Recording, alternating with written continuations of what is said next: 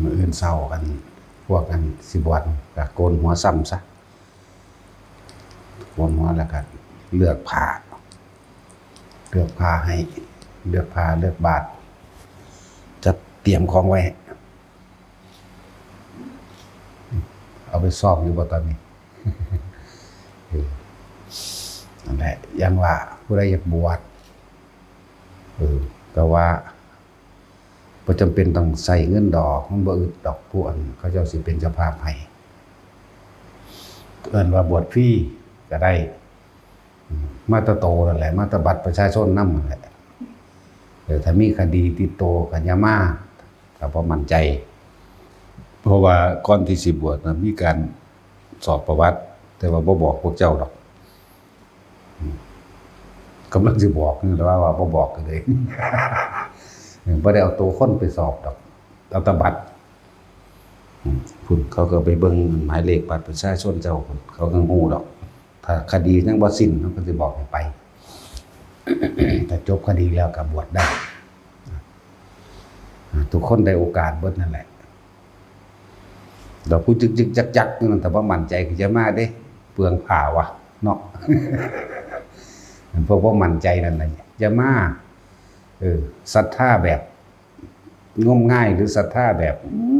กูเชื่อเด้นี่บ่ต้องใส่ความพิจารณาหลายๆอย่างรอบคอบตัว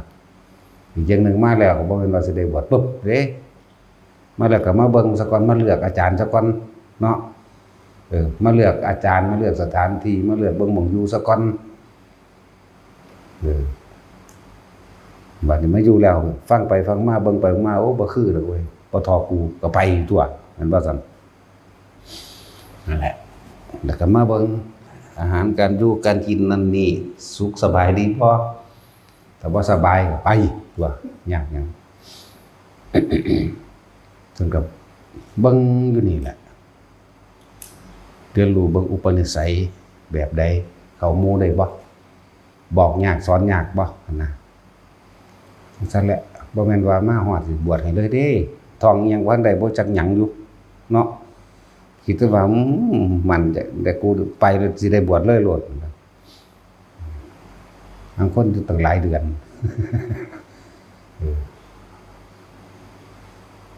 จังว่าสำรวจตัวเองให้มันใจคักๆสักวันเด้อมาสำใดสักหนึ่งอย่ามาเถาะเนาะ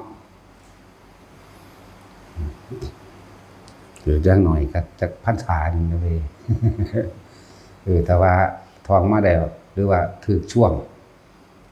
บางที่ผู้เขาเจ้าทองมาแล้วถึกช่วงมาฮอด2 มื้อ 3 มื้อได้บวชเลยต้องทองมาได้ก่อนเด้พอดีก็ถูกช่วงเขาเจ้าบวชเลยเอาเลยจังสิมีอยู่บ่ได้เบิ่งนานนั่นแหละมั่นใจซะก่อน จังมาหลายๆคนที่เฮาเว้าให้ฟังอยู่ประจำตัวเนาะผมศรัทธาอาจารย์หลายว่าซั่นโอ้ยผมมอบอันให้หน้าที่ดินที่ดอนผมโอนให้ผมมีครอบครัวเด้เพิ่นว่าโอนให้น้องสาวให้เอื้อยให้นั่นให้นี่เบิดแล้วผมมาเลยว่าซั่นมาอยู่ได้จักมื้อหลอกลักหนี จังซั่นแล้วย่างเอาไว้เขาลัดเอาขึ้นรถอยู่ผมสละเบิดแล้วถ้าอยากสละให้เป็นประโยชน์จริงๆสละสร้างวัดแล้วเอาตัวเองมาบวชอยู่หม้องอื่นเนาะบ่แม่นสละให้เอื้อยให้น้องดอกถ้าสิเอาจริงๆเด้สิบอกให้เด้อพวกเจ้าสิมีอานิสงส์ยิ่งกว่านั้นไปอีกบ่ต้องเอาให้ผู้อื่นดอกเอาวัดเนาะแล้วการต่อไปข้างหน้าตัวเองก็สิสมมุติว่าแต่ของบ่พ้นในศาสตร์นี้ก็สิเป็นคนที่สร้างวัดขึ้นมาโดยลำพังตนเองใดเพราะว่าตัวเองเคยบริจาคที่ให้วัดนั่นบ่ล่ะสั่นตัวให้เป็นธรณีสงฆ์นั่นแหละเป็นหยังเขาเจ้าคือยังสร้างเองของเขาเจ้าได้เพราะว่าเขาเจ้าเคยเฮ็ดมาก่อนแบบนั้นอันให้ญาติๆอยู่นั่นน่ะยังบ่ทันได้เบิดเนาะยังห่วงอะไรอยู่ห้าอันมึงบ่รอดมึงกลับมาเอาว่ะเนาะ ห่วยให้มันถิ่มเบิดเลยแม้ต้องเป็นของสาธารณะไปเลยตัวจังแน่ ว่าถ้าพอพ้นปุ๊บศาสตร์ต่อไปเจ้าของกับมีแผ่นดินเป็นธรณีสงฆ์แห่งตนเอง ไปทั้งใดก็เฮ็ดง่ายหาง่ายตัวเนาะสั่นบอกมันสุกรอดสละเบิดแล้วให้น้องแล้วให้ผู้นั้นแล้วให้ผู้นี้แล้วยังเจ้าคือบ่ให้สาธารณะเจ้าจะกว้างขวางใหญ่กว่านั้นเนาะมันก็จะจุย ให้วัดได้ก็ให้เป็นตัวให้สาธารณะหรือสร้างโรงเรียนกันให้เป็นตัวก็เป็นสาธารณะอันหนึ่งเนาะนั่นแหละฉันว่าให้มันมั่นใจซะก่อนเด้อจังมาทุกคนได้โอกาสทั้งหมดนั่นแหละบางคนก็มาแบบใจฮ้อนก็เบิ่งจังหวะมันนำแนวไปเนาะอยากได้แบบโลกๆเดี๋ยวนี้เขาให้มาลดความเคยชินในความได้ทางใจของเจ้าของเด้บ่ได้มาเพิ่มอัตตาบ่ได้มาเพิ่มมานะทิฏฐิเด้ปวดเขามาแล้วก็ต้องศึกษาพระธรรมพระวินัยตัวบัดนี้นอกจากให้ศึกษาประกอบกันไปก็คือวิสุทธิมรรคล้วนศีลก็มีอยู่ในหันสมาธิก็มีอยู่ในเล่มเดียวคำว่าศีลสมาธิปัญญานั่นคือเขาจะขัดหลอกออกมาจากพระไตรปิฎกมาให้นั่นล่ะมาไว้ให้เฮาฝึกหัดเน็ตกันโลดเฮาสิได้หลักการเบิดทุกอย่างรวมอยู่ในคำถ้าสิเรื่องสมาธิก็รวมอยู่ในหมวดของสมาธินั่นแหละนั่นแหละศีลนิเทศบอกนัยยะต่างๆในการรักษาศีลข้อวัดปฏิบัติความศีลสมาธินิเทศให้นัยยะให้ข้อคิดต่างๆในการทำสมาธิเพื่อจิตตั้งมั่นปัญญานิเทศให้ข้อคิดต่างๆในการรวบรวมหรือพิจารณารอบคอบนั่นแหละในวิสุทธิมรรคเฮาสิแจกอยู่2เล่มมีวิสุทธิมรรคกับมันอริยวินัยมันก็สิมีคำแสดงอาบัติคำสวดนั่นสวดนี่คำคล้องผ้าคำอธิษฐานการใส่ผ้าคำแสดงอาบัติคำขอขมาคำหลายๆอย่างอยู่ในหันแหละก็ขีดเอาล่ะขีดพากันทองเอาตัวอันบวชเข้ามาว่าท่านใดหยังจากไปหรอบอกจากหยังเนาะนั่นแหละว่าให้ทุกคนสั่งใจตัวเองให้มันเด็ดขาดซะก่อนเฮ็ดจังได๋เฮาก็เกิดมาตายบ่แห้งเนาะถ้าสิทุกข์ขอให้มันทุกข์เป็นบาทสุดท้ายซะทำปัจจุบันศาสตร์นี้มันดีที่สุดซะศาสนาบ่ต้องไปคำนึงอีหยังกับมันดอกบางคนก็ผมปรารถนาอันนั้นเด้ปรารถนาอันนี้เด้ถ้ามึงเฮ็ดปัจจุบันบ่ดีมึงสิไปปรารถนาหยังได้ดอกนี่ภาษาคำเว้าเนาะผมปรารถนาพุทธภูมิเด้มึงเอาดวงตายกูได้บ่โอ้บ่แล้วว่าซั่นเจ้าแต่ว่าของนั้นเนาะ อย่ามาทดลองเด้แต่เจ้าสิปรารถนาพุทธภูมิภาษาของขอของซ้ำนี่นึงยังบ่กล้าให้แม่เนาะสิได้จังไดกูอยากได้ดวงตาเด้มึงกล้าให้กูบ่ได้แล้วพุ่นน่ะของเล็กน้อยนึงเด้แม่ของภาษาของพระสำนักเนาะ มันเป็นแค่อัน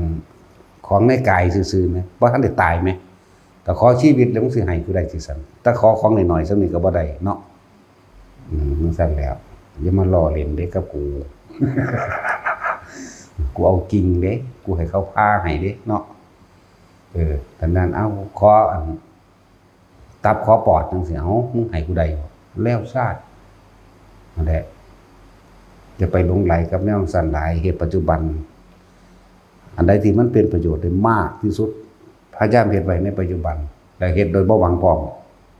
เหมือนกับเฮาสิตายลงเดี๋ยวนี้เขานี่โลดย่านแต่บ่ได้เฮ็ดดีอย่างเดียวก็พอตานั่นแหละหลายอย่างพอดอกสาคอตาซื้อก็บ่ได้เนาะ เอาพระพุทธเจ้าเฮาเอาให้ดวงตาเป็นท่านควักลูกตาให้เป็นทานมากมายยิ่งกว่าดวงดาวบนท้องฟ้าเอาแม่แหละโอ้ยเอาไปเทียบกับเพิ่นท้อเนาะเลือดที่บริจาคออกไปให้เป็นท่านกับหมู่สรรพสัตว์พร้อมเลือดที่บริจาคออกไปนี่ยิ่งกว่าน้ำในทะเลทั้งสี่ธรรมดาดิชีวิตที่สละออกไปนั่นนะเห็นบ่นั่นนะอันซ้ำบริจาคดวงตาซ้ำตับซ้ำปอดมันของเล็กหน่อยของในกายนึงเด้นะแต่ว่าให้ชีวิตเป็นท่านใดที่มันเป็นประโยชน์กับสัตว์อื่นใดเอาแม้แต่ให้ใดให้เสือซ้ำแหน่บ่แม่นให้คนเนาะให้เสือหรือแลนเรา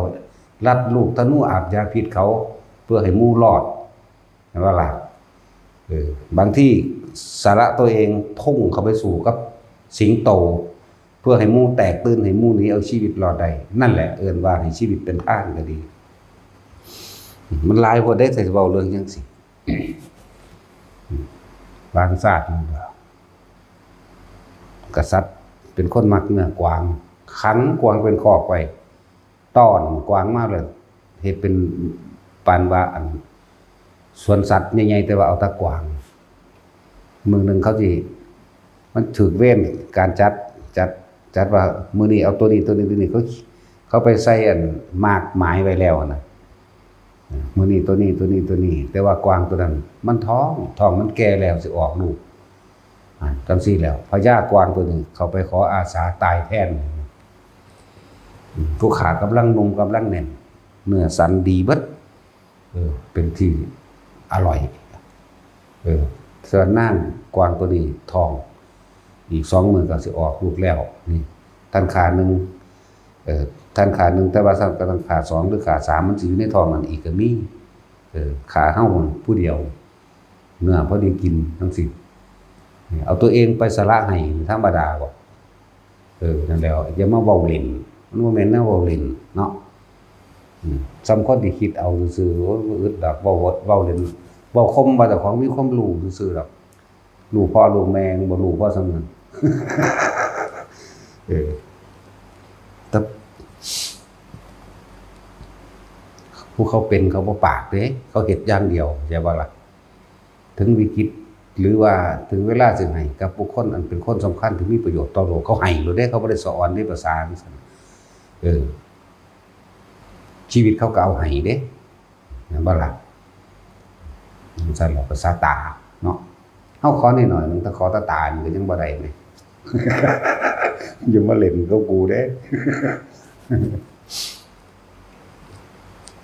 รู้ก็บ่แล้วว่าซั่นไผสิกล้าคั่นนะปานนั้นบ่ปรารถนาพระพุทธภูมิซ่านเฮ็ดจังได๋ถ้าเขาขอลูกขอเมียมึงสิให้เขาได้เนาะภาษาของซ้ำนี้นึงสาตานั่นแหละมันเป็นของยากอย่ามาหาเว้าเล่นหาเว้าอวดเว้าอ้างว่าเจ้าของเป็นนั่นเป็นนี่มันเป็นบ้าที่แบบนั้นถ้าบอกว่าให้ฝึกหัดปฏิบัติแบบนั้นแบบนี้เด้อบ่เฮ็ดผมปรารถนาพระพุทธภูมินั่นโอ้ยพระพุทธเจ้าพระโพธิสัตว์ทุกพระองค์ที่จะไม่ปรารถนาพระนิพพานในปัจจุบันชาตินั้นไม่มีทุกชาติเหมือนว่าจะเป็นนิพพานในชาตินี้ไปเลยเด้แต่ว่างานการกุศลอย่างอื่นหรืออันเฮ็ดเต็มที่ตลอดเด้มีความแต่ละภพแต่ละชาติมีแบบนั้นตลอดแม้กระชาติที่เป็นเดรัจฉานนี่ธรรมดาบ่พญาช้างจะท่านเหมือนกันพญานกยุงเอามื้อนี้แหละพญานกขุ่มโอ้ยเป็นไปเบิดล่ะจักไก่จักหมูจักหมาจักกาเป็นเบิดเด้ที่บ่มีความระลึกถึงพระนิพพานบ่มีเด้นั่นแหละมันมีอยู่ในจิตใจของเขาเจ้าแล้ว พวกนี้มันมีอยู่ในจิตแล้วเชื่อว่าเขาเจ้ามีคนหิวโซ่ในอันนึงพวกสละตัวเองแทนกษัตริย์ที่ยังก็พวกลากสดจับเข้าไปได้แล้วจับร่วมถึงกษัตริย์11 องค์อาสาให้ตัวเองพวกนี้เขายังหน่อยยังอ่อนเยาว์อยู่น่าสงสารให้กินเฮาซะพวกนั้นก็ยังมีแม่ ก็สั่นกะบ่กินดอกไปไว้ชีวิตแต่ว่าจะขอกินแค่ประทังความหิวขอเนื้อตรงใดตรงหนึ่งให้ก็ยังเอาเนื้อบีแข็งของเจ้าของปาดบีแข็งให้เลยนั่งสั่นแล้วยุ่งยากพระอินทร์อีกแล้วพระอินทร์ต้องมาต่อเนื้อให้ปาดบีแข็งให้ซ่าใหม่นั่นก็กัดกินให้เห็นต่อหน้าต่อตาเนี่ยประทังความหิวแล้วนั่นแหละจังสั่นแล้วเอาต้องกล้าให้นี่ภาษาของสำนีคือกันเด้ดวงตาก็สร้างเนื้อในกายเจ้าของนี่ก็สร้างนี่เป็นแค่ของก็เอิ้นว่าอุปปารมีธาตุเด่นเนาะให้เบิดชีวิตอยู่ที่มันยากแต่ตัดสินเนี่ยเราขี้ลายกันเราก็ยังบ่กล้าให้ทานเด้ว่าให้ไปแล้วก็เบิ่งผู้ใดเอานี่ซั่นแหละมันบ่แม่นแนวมาเว้าเล่นบ่แม่นแนวเว้าอ้างดอกอ้างหาแม่มันบอกภาษาสั่นเนาะภาษาเว้าอ้างนั่นแหละมันก็ยังหลงไปตัวที่ตัวแดนอยู่ตั้งใจเต็มที่รถพวกเฮาตั้งใจแค่อยู่ในนี่แหละลมหายใจนี่แหละบ่ได้มีหยังมากหรอก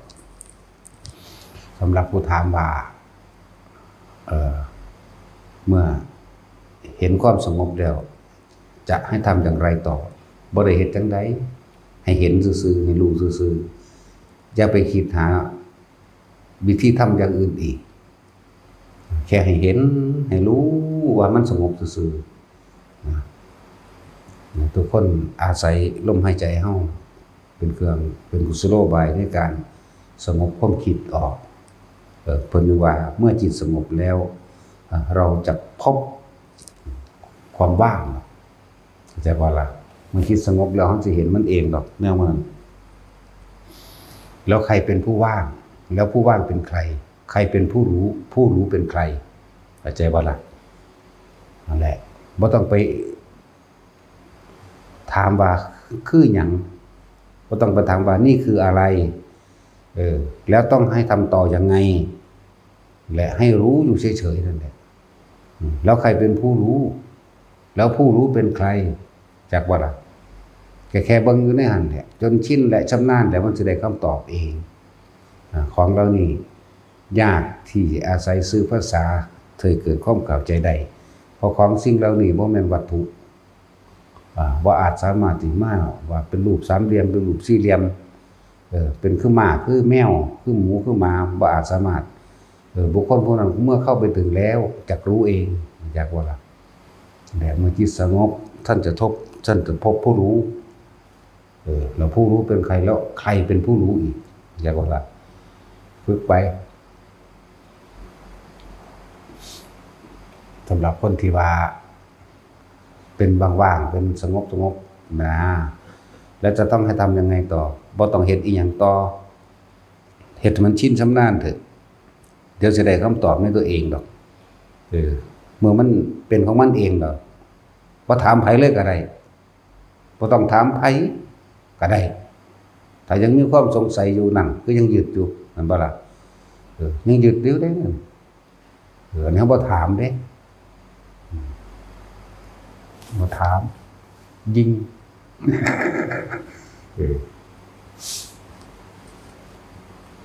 เหตุจนเกิดเป็นความชินจนเป็นความชำนาญจนหายสงสัยนั่นแหละแค่ครั้งหนึ่งสองครั้งสามครั้งหรือ10 ครั้งหนึ่งอย่าเพิ่งไปนั่นมันเหตุมันเป็นหมื่นเป็นแสนครั้งบุญขนาดนั้นเด้จนบ่จักแนวสิตอบออกมาได้หรืออาจสามารถสิสื่อสารเป็นอักขระในภาษาใดพุ่นเด้ความรู้สึกบางอย่างที่ลึกล้ำยิ่งกว่าความรู้สึกมันบ่ธรรมดาเด้แต่ว่าก็ธรรมดาเนาะถ้ามันยากก็บ่มีผู้ใดเฮ็ดนำได้เลยเนาะนั่นแหละ มันยากเพราะว่าหยังมันยากเพราะว่าคิดเอาไม่ทำเอาถ้าบุคคลที่กระทำอยู่เป็นของไม่ยากที่ไม่ทำไง บ่ต้องไปหาหลักสูตรอื่นดอก สร้างกรรมฐานขึ้นมาอันหนึ่งหรือวิหารธรรมทำเครื่องอยู่หรือทำให้จิตตั้งมั่นอยู่กับฐานที่ตั้งอันเดียวอันหนึ่งนั่นแหละเพื่อที่สังเกตความคิดว่ามันจะไปใส่เฮาต้องมีวิหารธรรมเฮาต้องมีฐานที่ตั้งแห่งจิตที่ว่ามานี่เป็นคำเดียวกันเป็นอันเดียวกันเป็นความรู้สึกเดียวกันเด้นี่ฐานที่ตั้งแห่งจิตตั้งตรงไหนกับกายเวทนาจิตเนี่ยกับสติปัฏฐานเนี่ยสติปัฏฐานก็คือฐานที่ตั้งแห่งจิตฐานที่ตั้งแห่งผู้รู้ก็ว่าหรือทำความรู้สึกตัวอยู่ณจุดใดจุดหนึ่งเป็นเครื่องอยู่แน่ก็อาศัยลมหายใจนั่นแหละแล้วก็มานิ่มน่วงอยู่กลางหน้าผากนี่คือเฮาสร้างฐานตรงนี้ไว้แล้วก็อยู่ตรงจุดเดียวนี่แหละเพื่อสิเห็นความคิดที่มันแล่นไปปรุงแต่งเรื่องนั้นเรื่องนี้ดึงกลับไปดึงกลับมาดึงกลับมาดึงกลับไปแล้วก็อยู่เองเราต่อไปจากนั้นก็เห็นมันไปเห็นมันคิดแต่ว่าเฮาบ่ได้คิดมันตัวจักว่าล่ะความคิดนั่นก็ถูกรู้แต่ว่าผู้รู้ก็จะอยู่ไสคือกันเนาะแล้วฝึกไปแนวมันนี่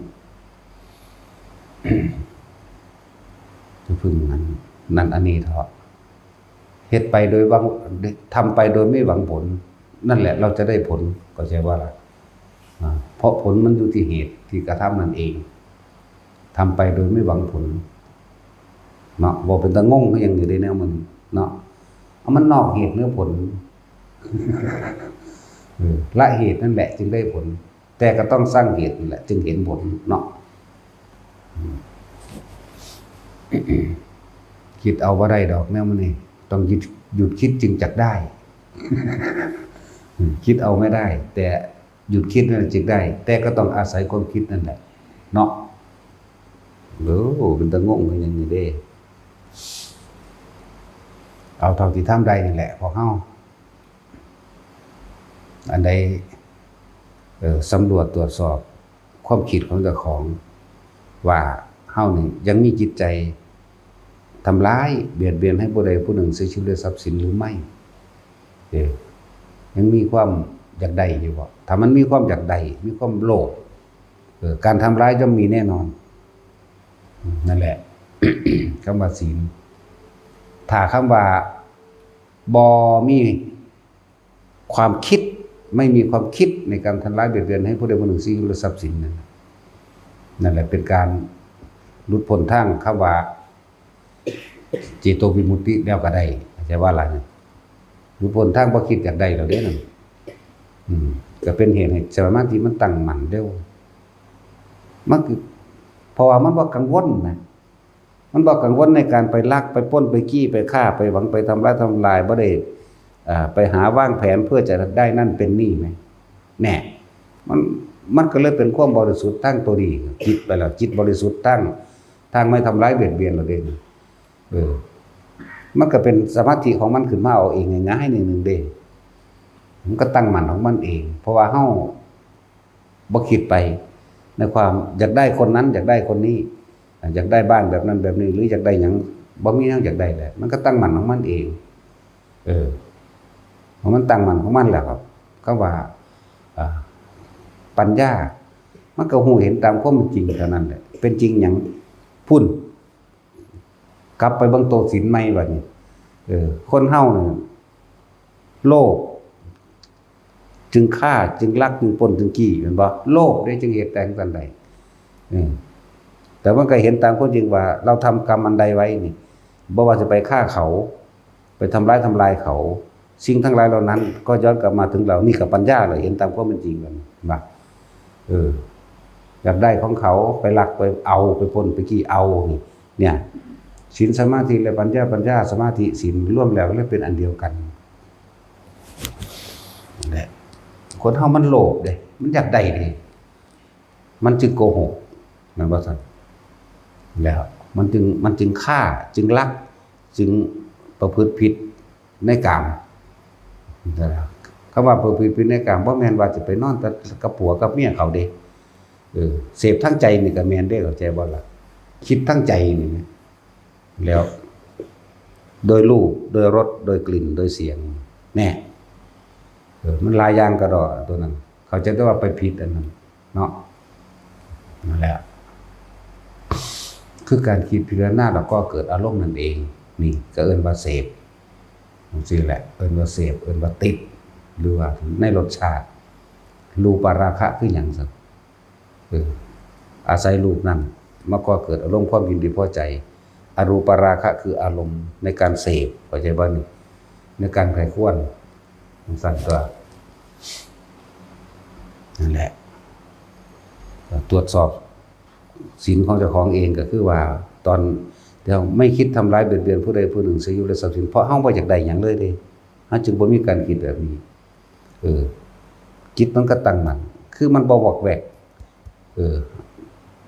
มันก็รู้ในความบริสุทธิ์ของมันเองอยู่ในตัวของมันเองก็อาศัยเนื่องกันกับปัญญาไปพร้อมกันหมดแล้วนั่นแหละมันก็พัฒนาเข้าสู่ความหลุดพ้นของมันดอกมันทั้งหลุดพ้นเอาเองดอกคนบ่อยากได้ได้จังบ่เฮ็ดหยังในการไปคิดทำลายมันบ่ซั่นคนบ่อยากได้แต่ว่าอยากได้แล้วก็บ่ไปฆ่าไปปล้นไปจี้ดอกก็ตั้งมั่นของมันอยู่แล้วความคิดเฮาสิบ่กังวลกับเรื่องว่าผู้นั้นผู้นี้สิมาจับกูเป็นหลักของเขาแม่นบ่ล่ะผู้นั้นผู้นี้สิมาใส่ส่อหาเรื่องนี่มันบ่มีมันก็เป็นตั้งมั่นของมันเองแล้วก็เห็นตามความเป็นจริงในเจ้าของเองนี่แหละว่าเฮามีความบริสุทธิ์โดยที่เฮาบ่อยากได้หยังเฮาก็เลยบ่ไปคิดอยากฆ่าอยากลักทรัพย์อยากประพฤติพฤติกรรมโกหกให้ผู้อื่นเสียชีวิตและทรัพย์สินตลอดทั้งเครื่องดองของมันนอกแต่มันก็บ่มีนั่นตัวอันแล้วเห็นสั้นแล้วศีลสมาธิปัญญารวมแล้วก็เป็นหนึ่งของมันเองนี่แหละเพราะว่ามัคคะสัมมังคีธรรมศีลสมาธิและปัญญาพัฒนาสู่ความหลุดพ้นโอ้ยแต่บ่อยากได้ตัวเดียวมันก็หลุดพ้นบ่แห้งแล้วล่ะเนาะเพราะมันมีตัวนี้บริสุทธิ์โดยจิตที่ไม่คิดนึกแล้วความอยากได้ดีมีเป็นใดๆทั้งสิ้นแน่มันก็อยู่โดยบ่ได้ไปเกาะเรื่องว่าสมาธิจิตมันตั้งมั่นของมันเองคำว่าตั้งมั่นอยู่โดยลำพังของมันเด้อยู่โดยเฉพาะของมันเด้บ่ได้ไปเกาะนำบุคคลนั้นบุคคลที่รักบุคคลที่เกลียดบ่มีมันบ่อยากได้แต่ว่าอยากได้มันก็ไม่รักมันก็ไม่เกลียดทั้งตัวมันก็บ่มีหยังบ่เป็นหยังทั้งตัวแล้วนั่นแหละฝึกไปถ้าเฮามันฝึกได้ทั้งนั้นแหละอันนี้ว่าเอายอดมันผลเนาะเป็นธรรมดาคนเฮาบ่มีความผิดบ่มีดอกผิดมากๆเกินที่พวกเฮาสิคาดคิดว่าซั่วตาเฮาเห็นว่าตาเฮาเห็นคนพวกนั้นก็โอ้ยฆ่าคนมา 30,000 คนเป็นซั่นเฮาสิตัดสินเขาแล้วว่าตกนรกแน่นอนบักกะนี่เห็นบ่ล่ะนั่นแล้วในเจ้าละขาดปัจจิตสุดท้ายเราฟังธรรมภาษาลิบุตรเราก็หายใจไปพร้อมกับภาษาลิบุตรบรรลุอรหันต์เฉยเด้นะธรรมดาบ่สันตติอมาตย์โอ้ยหังบ่ได้ฝึกหยังเลยอันนั้นหลายก็ในจุลขาดด้วยการฆ่าคนบัดเป็นแสนมั้ยฟังธรรมพุทธเจ้า4ข้อนึงบรรลุอรหันต์แน่นั่นแหละนี่เว้าให้เกิดกำลังใจเด้อสำหรับคนที่เคยมีความผิดมาแล้วถ้าพวกเจ้าคิดไปเมื่อไหร่วันวิตกเมื่อนั้นกังวลเมื่อนั้นอยากว่าล่ะถ้าว่าคิดไปแล้วก็มันบ่มีหยังเป็นหยังเลยล่ะเนาะนั่นแหละการสิตัดกรรมเก่าการสิแก้กรรมเก่าก็คืออย่านำเรื่องเก่าๆมาคิดเท่านั้นนึงเด้ล่ะนั่นแหละเพิ่นจึงมีเครื่องให้พวกเฮาเป็นเครื่องหลอกความคิดบ่ให้มันคิดไปคือลมหายใจหลายโพถ้าเรื่องผู้หญิงโอ้ย100 ผัวพันผัวผมตัวสุนโสเภณีบรรลุธรรมก็เลยมันบ่ซั่นต้องตกใจดอกแทงลูกเยอะแยะจังซั่นแล้วอย่าให้กำลังใจจังซั่นพ่อแม่ฆ่าลูกบ่เป็นหยังเด้แต่ว่าถ้าลูกฆ่าพ่อแม่นี่เป็นอนันตริกรรมเด้เข้าใจบ่ล่ะเพราะฉะนั้นลูกผู้ใดติดยาบ้าฆ่ามันก่อนได้อย่ามันฆ่าได้เจ้าฮักมันแม่นบ่ซั่นถ้าพวกเจ้าฮักลูกพวกเจ้านั่นถ้ามันเป็นจังซั่นแล้วใจมันฆ่าเจ้าของได้สิเป็นอนันตริยกรรมเฮาก็ฆ่ามันก่อนตัวเนาะอีหลีนั่นแล้วเว้ยบ่มีผู้ใดกล้าบอกแบบนี้เด้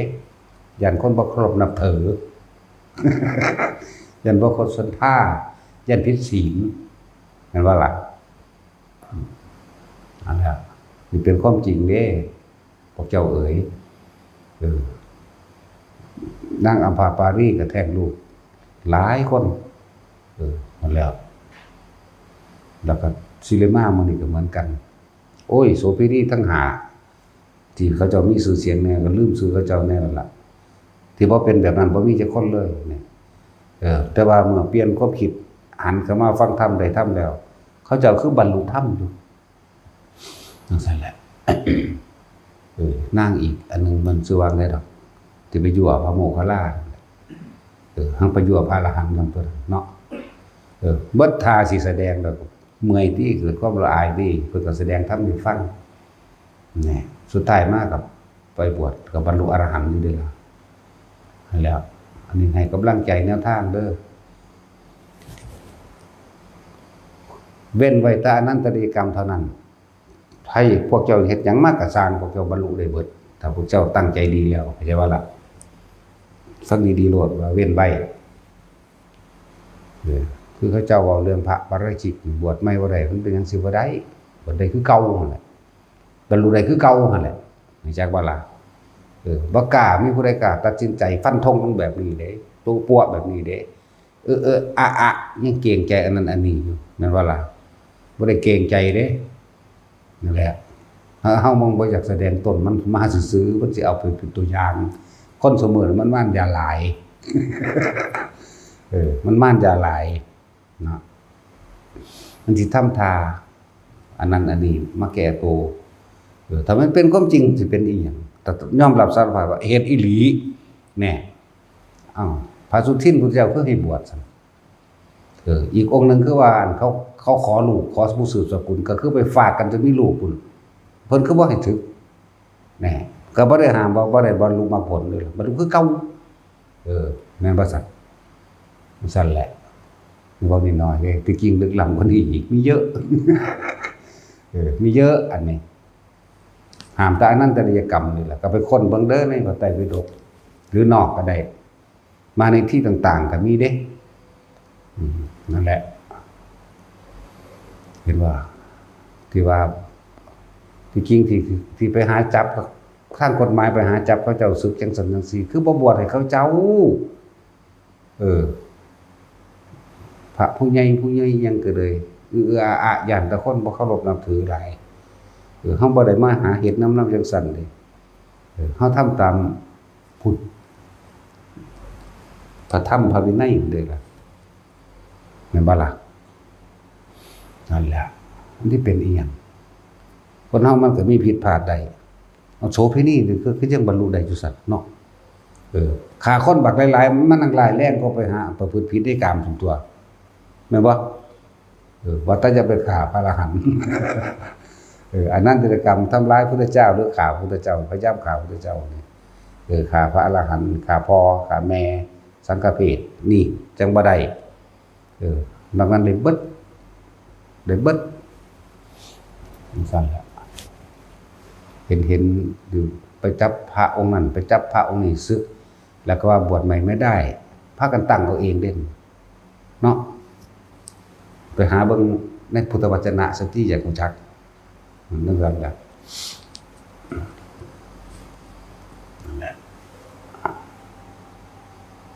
พูดถึงว่าให้ทุกคนได้เข้าใจแน่เพราะแม่นว่าบางองค์ฮอดบ่ได้มีความผิดอีหยังเลยคันบ่บวชให้เขาเจ้าเป็นบ้าขนาดนั้นเด้อคนเกรงใจกฎหมายเลิกออกให้เบิดซะกฎหมายนี่จะมาเอาเข้าว่าปกป้องคุ้มครองพุทธศาสนาเถอะก็เพราะว่ามันมีกฎหมายมาปกป้องคุ้มครองมันเกิดกลายเป็นการทำลายเห็นบ่ล่ะมันเป็นช่องว่างเป็นช่องโหว่ให้หมู่คณะสงฆ์เพิ่นอยู่เฉพาะเพิ่นตัวเพิ่นสิจัดการเอาเองดอกมันสิร้ายแรงส่ำใดบ่รู้แม่นตั้งของโจรไปปล้นไปจี้ไปฆ่าไผแม่เนาะมันคั่นแล้วเลิกออกให้เบิดถ้ามันทำผิดเลยพระวินัยไปแล้วมันก็เป็นผิดกฎหมายทางโลกก็จับไปตัวบาดนี่จังแม่นไอ้กินเหล้านี่ก็สิไปหาจับศึกมันบ่แม่นเด้นั่นแหละเอาไปอบรมพระสงฆ์เพิ่นอบรมเพิ่นเองดอก ที่สมควรแก่เพิ่นสิเอากันเองดอกมันเอาคนไปจับเอาโลดเนาะนั่นแหละบ่ไว้หาเถียงกับเขาอีกแล้วว่าโดยเฉพาะพวกบ่แม่นนักบวชเด้มาสักเฮาแม่นบ่ล่ะบวชซะก่อนเด้จังมาใส่กันเนาะมันอยู่ในคนละ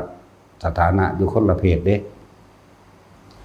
ฐานะเจ้าบ่เป็นฐานะอันสามารถที่จะมาปรับอาบัติได้กับข่อยเด้แม่นบ่ล่ะเจ้าต้องบวชซะก่อนได้จังปรับได้โลกวัชชะต้องเรียนรู้คำว่าโลกวัชชะซะก่อนเลยพระวินัยจนผิดกฎหมายจึงเรียกว่าโลกวัชชะจึงสามารถตักติเตือนตำหนิได้จังว่าล่ะสั่นเด้แล้วส่วนมากมันจะเก่งๆดอกอันคนบ่บวชเนาะอีหลีเด้นั่นล่ะคนบ่บวชเก่งๆถ้ามันเก่งก็บ่มาบวชบ่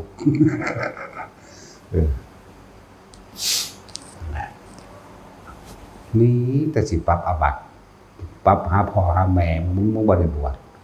แต่เขาจะบวชนํกันเขาจะก็ปรับกันได้เนาะนั่นแหละจังเป็นได้อาบัติ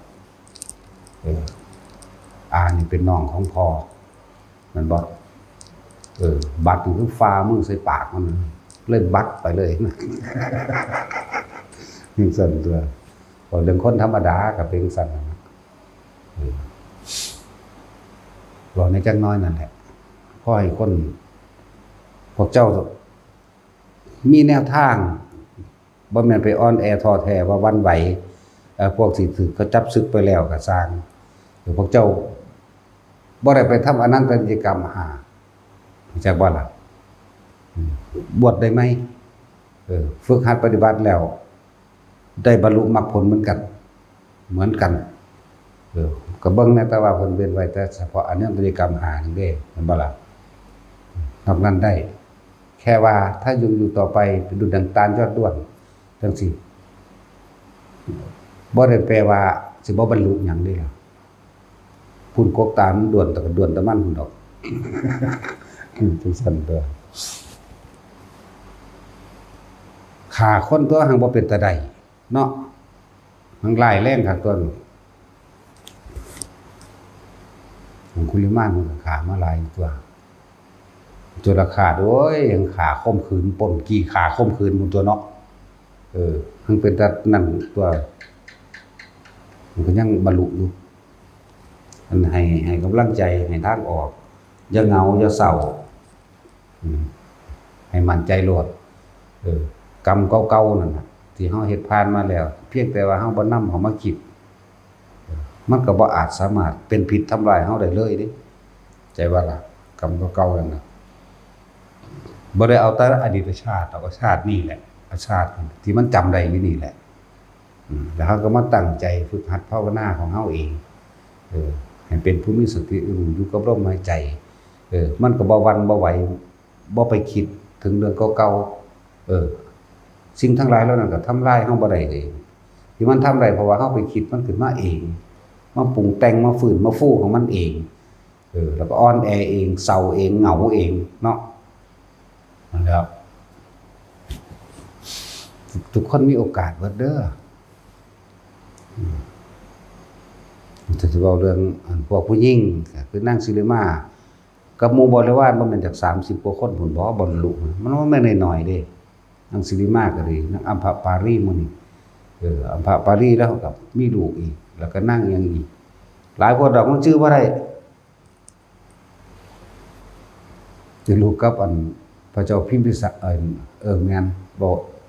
พวกพี่นี่ได้ลูกกับพระเจ้าพิมพิสาร3โสภินีพุ่นเด้บ่ได้น้อยเด้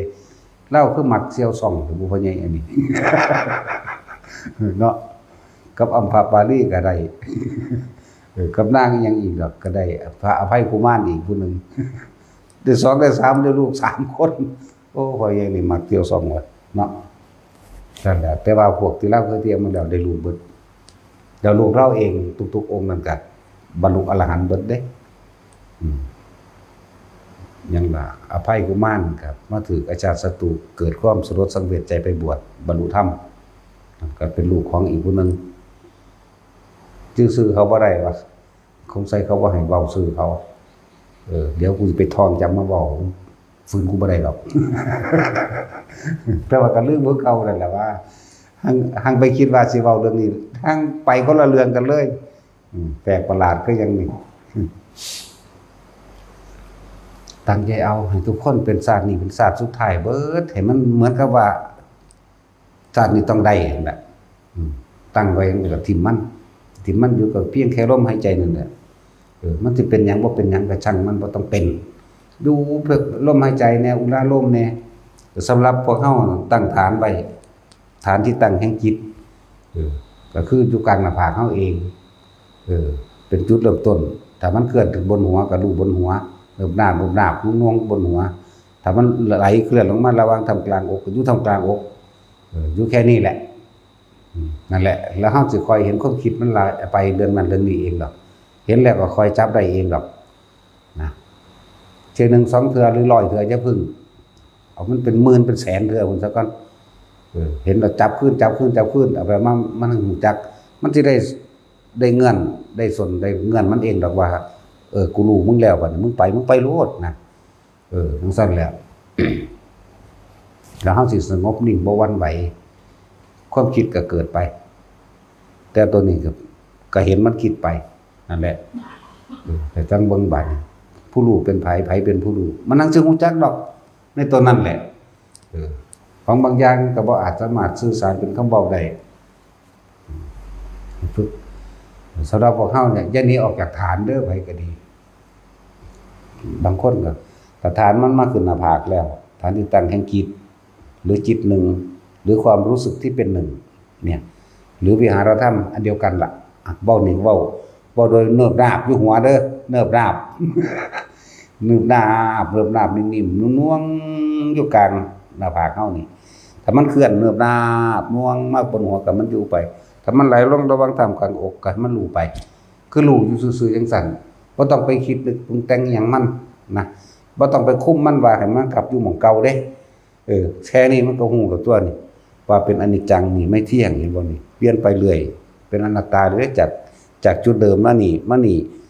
จุดเดิมอยู่กองหน้าผากขึ้นมากลางหัวนั่นอนิจจังอนัตตาเกิดดับหรอเคลื่อนมาแล้วนั่นอนิจจังอนัตตาเกิดดับมานี่แล้วก็เคลื่อนขึ้นไปเคลื่อนมาอยู่แค่นี้ถ้าเฮาบ่คิดบ่นึกบ่แทรกแซงเฮาก็บ่หลงกลหลงสนมันกูต้องเฮ็ดจังได๋อีกบาดนี้เห็นบ่ล่ะที่คือข่าวถามนั่นแหละผู้บ่ทันได้เป็นก็มาฝึกเอาซะก่อนมาฝึกเอามาทำความเข้าใจดีๆทำความเข้าใจได้ดีแล้วก็ไปฝึกตนเองการทำสมาธิบ่แม่นมานั่งอยู่จังซี่ตลอดเด้อันนี้เฮาก็แค่นั่งเป็นพิธีมันซื่อๆดอกเป็นพื้นเป็นฐานมันซื่อๆดอกเฮาเฮ็ดได้เนี่ยทุกคนมันขาดความต่อเนื่องอยู่ในนี่เหมือนกันหมดนั่นแหละมันขาดความต่อเนื่องซื่อๆดอกที่สำคัญมันให้มันต่อเนื่องไปเรื่อยต่อเนื่องไปเลยผู้ใดเฮ็ดไว้จนนอนหลับตื่นขึ้นปั๊บต่อขึ้นมาเลยจากการนอนหลับผู้นั้นมั่นใจตนเองได้โลดกูเฮ็ดอยู่ซ้ำนี่ล่ะกูนี่โลดถึงเวลานั้นมันชินแล้วมันก็ไปของมันเองดอกขาดความต่อเนื่องซื่อแล้วเวลาเฮาถึงความสงบถึงความว่างเข้าไปสู่ความว่างจริงๆแล้วมันก็เป็นของมันเองที่นี่ก็อาศัยบุคคลผู้อื่นมากระทบกระทั่งเอาเด้อเรื่องเล่าอื่นๆที่กระแทกจิตใจแรงๆถ้าเฮาบ่หวั่นไหวอารมณ์เกิดขึ้นบ่ได้นั่นแหละบุคคลผู้นั้นก็พ้นล่ะบุคคลผู้นั้นก็พ้นเองนั่นสั่นที่เฮาฝึกนี่ก็อาศัยเครื่องกระทบนั่นแหละเองจิตที่ถูกโลกธรรมกระทบแล้วไม่หวั่นไหวคือไม่มีอารมณ์ในความพอใจและไม่พอใจเกิดขึ้นไม่ได้พอเห็นตามความเป็นจริงแล้วว่าสิ่งนี้เกิดสิ่งนี้ก็ดับเหมือนกันกับเมื่อมีนินทาก็ต้องมีสรรเสริญเมื่อมีสรรเสริญก็มีนินทาสองอย่างนี้ก็เกิดดับคู่กันอยู่แล้วเมื่อได้มาก็ต้องมีเสียไปสองอย่างนี้ก็เกิดดับพร้อมกันอยู่แล้วเมื่อมียศก็ต้องเสื่อมซึ่งยศสองอย่างนี้ก็เป็นเกิดดับเหมือนกันเรียกว่าได้ยศกับเสื่อมก็เกิดดับของตัวนั้นจักว่าล่ะสั่นล่ะนั่นแหละมันกันละเมื่อมีเกิดก็มีตายเนี่ยก็เกิดดับเหมือนกันตัว นั่นแหละถ้าจิตที่ถูกโลกกระทำกระทบแล้วนี่เห็นบ่เพิ่นเอาเรื่องของโลกได้มากระทบเฮาจังสิอยู่เหนือโลกได้เป็นโลกุตระได้ เอาเรื่องของโลกเพราะว่าเฮาชินอยู่ในโลกสิ่งที่เห็นในคนหวั่นไหวมากๆน่ะคือสรรเสริญและนินทานั่นบ่ล่ะซั่นแล้ว สรรเสริญและนินทาแต่จิตมันตั้งมั่นอยู่แล้วมันบ่ไหลไปบ่ไหวไปบ่คิดไปบ่ใดๆทั้งสิ้นจักว่ามันก็ตั้งมั่นต่อมาได้มากับเสียไปว่าได้ลาภก็เสื่อมลาภนั่นแหละได้มาหรือเสียไปถ้ามันบ่ยึดแล้วมันก็บ่มีแนวใดบ่มีแนวเสียมันก็ใส่ไปตามอัตภาพในปัจจุบันมันเองจังซี่ อันนี้ยังอีกล่ะมียศเสื่อมยศเห็นบ่ก็เฮาบ่ยึดอิหยังกับมันอยู่แล้วมันสิมียศมันทางใดแล้วมันจะเอายศทางใดมาเสื่อมมีสุขก็มีทุกข์ถ้าไม่ยึดสุขก็ไม่มีทุกข์ก็ไม่มีนั่นโลกธรรม8นี่แหละจิตที่ตั้งมั่นไม่หวั่นไหวมันก็พ้นทันตัวพ้นหรือบ่พ้นก็บ่ได้ไปสนใจว่าสิพ้นหรือบ่พ้นพร้อมเด้นั่นแหละมันว่างไปขนาดนั้นเด้เอิ้นว่านิพพานก็ว่าเอิ้นว่าธรรมธาตุก็ว่าเอิ้นว่าว่างอย่างยิ่งก็ว่าเอิ้นว่าดับเย็นก็ว่านี่มันก็ได้แค่เปรียบเป็นภาษาได้สำนีหนึ่งเด้แต่พวกเขาไปถึงแล้วบ่มีภาษาจักว่าของบางอย่างบ่อาจสามารถถ่ายทอดออกบ่เป็นภาษาใดแค่ความรู้สึกของบุคคลผู้เข้าถึงความรู้สึกแห่งความรักนี่ก็ยังเปรียบบ่ได้เอาเด้อซ้ำใดซ้ำหนึ่งบ่ได้รู้เด้นี่บอกอยู่นี่ความรู้สึกของความรักนี่ที่มันเลยเข้าไปในหันอีกเนี่ยรักโดยไม่ได้หวังการครอบครองเอาไว้สนองตัณหาตนนี่แต่ว่าก็ต้องอาศัยคำว่ารักซื่อๆเด้เหมือนกับเอาราคะมาเป็นเครื่องหล่อเพื่อให้บุคคลอันเป็นที่รักเข้าสู่พระนิพพานจังซี่แหมแต่ว่าตัวความรู้สึกจริงมันถอดบ่ได้เลยผู้นั้นต้องเป็นแบบนั้นซะก่อนเนี่ยอันนี้ยังเป็นเรื่องของโลกอยู่เด้เนาะนั่นแล้วว่าให้พวกเขาก็เลยว่าเป็นหยังคือจะฝึกให้มันจิตตั้งมั่นก็เพราะว่าบ่อยากให้มันหวั่นไหวแต่มันหวั่นไหวนี่คือคิดไปถ้าคนย่องแน่เนี่ยโอ้ยถ้ามีความรู้สึกภูมิใจนิดๆนั่นเอิ้นว่าหวั่นไหวเข้าใจบ่ล่ะมันบ่นิดแล้วอันพวกบ่ได้ฝึกตนมันดีใจเลยแต่คนย่องเนาะแต่คนด่ามันก็เอาคือกันเด้บัดมันเอาอันนี้อันนั้นอันย่องบ่ด่าก็เอาด่ากงศูนย์ขึ้นเลยบักแห้งเลยจังซั่นเด้นั่นล่ะหวั่นไหวแต่คนย่องแอบดีใจภูมิใจเนี่ยใส่บ่ได้นักปฏิบัติใช่ว่าล่ะพวกเจ้าบ่ละเด้นั่นสิไปภาษาหยังกับคำด่ากิเลสหยาบเปรียบเทียบการด่านี่คือกิเลสหยาบมันรู้ได้เร็วอยู่แต่ว่ากิเลสละเอียดนี่รู้ได้ช้าเด้มีความปลื้มใจกลียิ้มย่องใช่ว่าล่ะนั่นแหละจังว่าเฮาก็สิเพื่อสิสังเกตความรู้สึกตรงนี้จังบ่นี่สุขทุกข์ก็เกิดทันตัวมันเป็นแบบนั้นแม่นบ่ล่ะแต่เขาย่องก็ว่าเป็นของมีความสุขแต่เขาด่าก็เลยเป็นมีความทุกข์เพราะว่าพวกเจ้านั่นหวั่นไหวคิดไปนำแต่เขาด่านี่อยากไปอธิบายเขาฟังว่าอุ้ยบ่แม่นเด้ข่อยเป็นจังซั่นจังซี่เพื่อนั้นเพื่อนี้เด้เนาะโอ้ยด่ามาแมงแล้วกูด่าขึ้นอีกได้กูลูกเขาอีหามาสีแมงสะดันปึกเลยเด้มึงบ่ได้สอนไผเด้มันจังพวกมันสั่งให้มันเว้าพวกมันเว้าด่าเฮาโอ้ยมันเว้าจนเลือดดังออกพุ่นเนาะออกหูออกหัวมันพุ่นน่ะออกกลางหัวให้มันพุ่งออกลงไปหยังมันตาดุนตาแดงมาเท่าใดทั้งก็ยิ้มใส่มันคักๆตัวแม่นบ่ล่ะทั้งด่าทั้งหัวตัวสิยากหยังมันบ่ได้ทั้งด่าทั้งหัวคือเฮาได้เด้มันบ่อาจสามารถนะจักว่าความรู้สึกของปุถุชนผู้ใดมีสิ่งใดภายในใจในความรู้สึกมันสิพุ่งสิ่งนั้นออกมาเด้มันบ่คือกันเด้พวกอริยะขึ้นไปทั้งหลายแล้วนั่นน่ะมันบ่มีแล้วมันบอกไปตามกิริยาโลกซื่อๆอยากบ่ล่ะ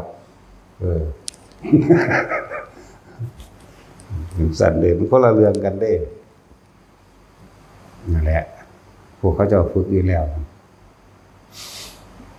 ฝึกดีแล้วมันบ่หวั่นไหวดอกมันไผสิย่องมามันก็ฮู้แต่มันบ่เอาเข้ามาคิดเด้ด่าก็ฮู้แต่ว่าบ่เอามาคิดแล้วแต่ว่าการก็ตรงนี้ถ้าสมมุติว่าเป็นเรื่องสิข้อขาดบาดไปก็ปกป้องตนเองก็ปกป้องทั่วๆไปนี่แต่ว่าสิให้ใจอาฆาตสาปแช่งหวังทำลายบ่มีเด้แต่คนบ่มีแต่ปกป้องซื่อๆปกป้องออกไปสิอาฆาตบ่อาฆาต บ่อาฆาตบ่สาปแช่งเขาจะบ่นำเข้ามาต่อกันเลยปล่อยมันขาดปุกๆออกมาหั่นดอกคือไปนั่นแหละแล้วจังว่าพวกเฮาเป็นหยังคือให้อยู่จุดเดียวจุดเดิมจุดเดียวหมายถึงว่าทำความรู้สึกอยู่ในกลางหน้าผากเฮาเองหรือเอิ้นว่าเฮาต้องสร้างกรรมฐานขึ้นมาอันหนึ่งมีความรู้สึกนิ่มๆหน่วงๆอยู่กลางหน้าผากเฮานี่เอิ้นว่ากรรมฐานอันหนึ่ง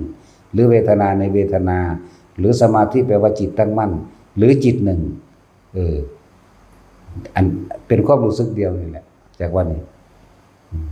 อยู่กับตัวนี้เวทนาในเวทนาเรื่องกายในกายอีกอย่างหนึ่งบางคนเข้าใจว่าพวกเข้าใจว่าทำอะไรให้รู้นี่นะพวกเข้าใจว่าผมทำสมาธิเคลื่อนไหวปัดกวาดบ้านก็รู้ว่ากวาดบ้านพวกเจ้าคิดผิดซะแล้วพวกเจ้าบ่สามารถเข้าใจเวทนาในเวทนานี่คือหยังนี่กายเพิ่นอาศัยว่าเพิ่นรู้กายเคลื่อนไหวทำอะไรก็รู้แม่นบ่กายเวทนาจิตเด้แม่นบ่กายเวทนาจิตนี่ลมหายใจคือกายในกายอันหนึ่งถ้าจะจับลมหายใจก็ลมหายใจไปเลยถึงข้างในกายนี่เข้าใจบ่ล่ะแม้นจะเคลื่อนไหวร่างกายส่วนใหญ่เดินก็ช่างก็ให้รู้ในลมนี่เป็นเวทนาในเวทนาไปพร้อมลมหายใจแล้วก็เป็นเวทนาในเวทนาไปพร้อมเด้นี่จักบ่นี่บ่แม่นว่าส่วนมากสิมาเว้าแบบนี้แหละที่ว่ากวาดบ้านเอ้าพวกเจ้ากวาดบ้านก็รู้ว่ากวาดบ้านกวาดรู้โยกซ้ายโยกขวารู้เพิ่นว่าบ่แม่นความจริงแล้วพวกเจ้าจออยู่ในกองขยะ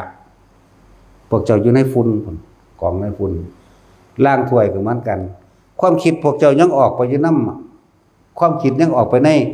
ในกองในขยะที่กวาดพุ่นอุ้ยเนี่ยมันไปแล้วนั่นบางคนล้างถ้วยนี่ความคิดยังอยู่ในความสะอาดและความสกปรกก็จะบ่นี่ในล้างถ้วยเด้ก็ยังว่าให้จับเอาเวทนาในเวทนาไปเลยนี่ถ้าคนที่จับอยู่ในลมหายใจคือกะรู้ความรู้สึกนี่เห็นบ่นี่ความรู้สึกที่อยู่ในกายว่าลมเย็นๆม่วนๆอยู่ในนี่มันก็เป็นเวทนาในเวทนาพร้อมเป็นกายในกายพร้อมจังว่าเป็นจิตในจิตพร้อมมันสิควบคุมของมันเองอยู่แล้วอันนี้เจ้าไปควบคุมขยะพวกกวาดบ้านเรียกว่าพวกกวาดบ้านบางที่ไปเก็บผักเก็บดอกไม้มันไปอยู่น้ำดอกไม้ความคิดออกไปแต่ว่านี่กายทำแต่ใจไม่ไปนี่นะ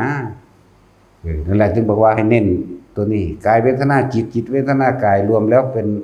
ความรู้สึกที่เป็นหนึ่งหรือจิตหนึ่งแต่จิตหนึ่งต้องอุเบกขาเท่านั้นเข้าใจคำว่าอุเบกขาบ่คือมันต้องบ่คิดพุ่นคิดพี่แหมบ่คิดหาขยะบ่คิดหาล้างจานสะอาดหรือบ่สะอาดบางทีไปตัดดอกไม้หรือปลูกต้นไม้อยู่จังซี่มันไปน้ำพ่นดินมั่งมันไปน้ำปลูกต้นไม้นั่นมั่งบางทีมันคิดออกแล้วนี่อันนี้เขาอยู่ในความรู้สึกเดียวเลยเขาบ่ได้คิดออกเฮ็ดมันทั้งเฮ็ดไปของมันดอกขับรถเอาพวกขับรถพวกผู้ชายนี่พี่เฮ็ดขับรถไปแล้วปุ๊บมันก็น่วงๆอยู่พี่แม่นบ่ถ้าจุ้ยตาเจ้าก็มองทางแม่นบ่ล่ะมองทางพุ่นมองกระจกซ้ายกระจกขวากระจกมองหลังมันก็เป็นธรรมดาแต่ความรู้สึกมันอยู่พี่ไปเด้จิตบ่ได้ปรุงไปตามนั้นนะว่ามันเฮ็ดงานดีกว่าอันพวกคิดพุ่นคิดพี่สำรวจเนาะ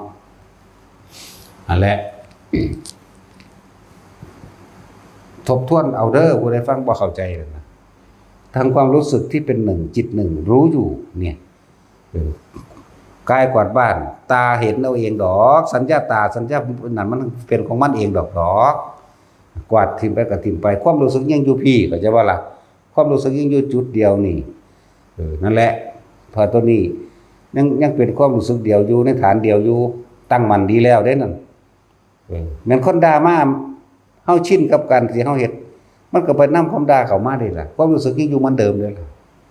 อันแรกกายเวทนาจิตเวทนากายลมหายใจคือกายในกายอันหนึ่งเวทนาในเวทนาคืออุเบกขาคือจิตหนึ่งคือความรู้สึกอันเป็นหนึ่งนี่แหละจิตในจิตคือรับรู้ในความรู้สึกในกายโอ้ยว่าสักวันที่ศูนย์เน้นย้ำหลายกันเลย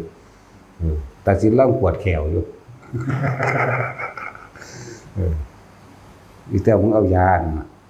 ปวดแขวไว้ใส่ลืมหรือเปล่ายังอยู่วะให้เราอาปากบีบใส่แขวเราโหลดจะซาดกันถึงบอกเราบอกคอยหัวมันใดขลึง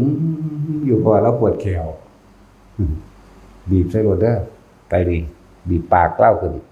แต่บีบโหลดอีโปมากบ่าวะมันอีหานี่คือว่าเบา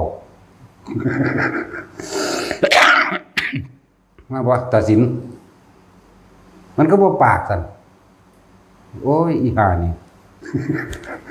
ตัดสินแล้วประกาศด่าเขาหลังต่างด่าให้ตัดสินฝากตัดสินฝากด่าเลยด่าอีหานี่ด่าบ่ได้ตีปากตัดสินตัดสินได้เองเวทนาในเวทนาหรือจิตหนึ่งกายเวทนาจิตเวทนากายก็เลยว่าคำว่ากายอันนี้มันก็เป็นกายในกายหนึ่งอยู่แล้วเข้าใจบ่ล่ะอันเวทนาในเวทนาก็อยู่นี่อยู่แล้วบ่จิตกับผู้รู้กับจิตกับผู้รู้สึกตัวอยู่ในกายนี่เองบ่แม่นรู้น้ำแข็งน้ำขาบ่แม่นไปรู้ในนี่ให้เข้าใจคำว่าเวทนาในเวทนานำจิตในจิตนำนี่แหมรู้ในรู้ไว้เพื่อสิกำกับไว้ความคิดมันแล่นไปหาผู้นั้นผู้นี้หรือมีคนมาเว้ามาด่าเฮาก็บ่ให้ไปเก็บคำเว้าเขามาคิดเขาคิดน้ำใดก็สร้างความรู้สึกนี่สิออกโลดเห็นว่านี่มันเลยออกจากความตั้งมั่นมันเลยออกจากจิตหนึ่งมันออกจากอุเบกขาเหมือนกันล่ะครับพวกเจ้ากวาดบ้านนะพวกว่ารู้สึกตัวว่าทำงานอะไรก็รู้นี่บ่ถือบอกให้เลยว่าบ่ถือพวกเจ้าสิไปคุ้มกับกวาดขยะลมพัดไปก็นำเอาอยู่ว่าสั่งคิดไปเล่นตุกๆๆไปแม่นว่าล่ะยังไปนำเอาอยู่พวกกวาดตาก็เหมือนกันพุ่นมันยังไปยากน้ำใบไม้ใบไหลน้ำขี้ดินบางหันบางนี้อยู่ไปยากน้ำมันเกาะมันของน้ำเครือไม้หรือต่อตะปอกตะแปะนั่นว่าล่ะสั่นตัวนั่นแหละอันนี้มันบ่ได้ยากเลยมันนวงอยู่นี่กวาดก็กวาดไปเห็นบ่ล่ะกวาดไปยากกวาดไปพวกล้างถ้วยก็ล้างไปแต่เอาความรู้สึกอยู่หม้องเดียวฟังเข้าใจบ่ล่ะคนที่เฮ็ดเป็นแล้วก็อยู่ตรงนี้ล่ะเด้อบาดบ่ต้องอีหยังมากดอกเถอะมันนั่งสิเขียนของมันเองดอกมันสิเป็นของมันเองดอกต้องไปคิดหาแนวอื่นจนเอิ้นว่าเมื่อจิตสงบหมายถึงมันไม่คิดไม่นึกไปเรื่องอื่นท่านจะพบผู้รู้เข้าใจบ่ล่ะรู้ก็รู้สึกตัวนี่แหละแต่ว่ารู้ยิ่งกว่านั้นเข้าไปอีกเข้าใจบ่ล่ะตัวนี้นั่นน่ะแล้วก็ผู้รู้เป็นใครแล้วใครเป็นผู้รู้ตัวนี้แหละพวกเจ้าจะไปเห็นเราเองดอกเข้าใจบ่ล่ะแล้วถ้าผู้รู้เป็นใครใครเป็นผู้รู้เหรออันนี้เป็นแค่วาทกรรมซื่อๆได้จากบ่นี่แต่ว่าพวกเขาไปรู้จริงๆมันไม่อาจสามารถที่จะบรรยายให้ถูกต้องตามสิ่งที่รู้เข้าใจบ่นี่ผู้ใดวาดรูปอากาศให้ได้มาวาดให้เบิ่งในหน้าเนาะผู้ใดวาดความว่างให้ได้เอาความว่างเป็นจังได๋วาดให้เบิ่งแหน่แม่นบ่ซั่นแต่ช่วยจะวาดเป็นบ่ความว่าง ถ้าวาดแล้วมันสิว่างบ่เนาะแม่นบ่ล่ะวาดอากาศเอาแต่มันสิว่างบ่นี่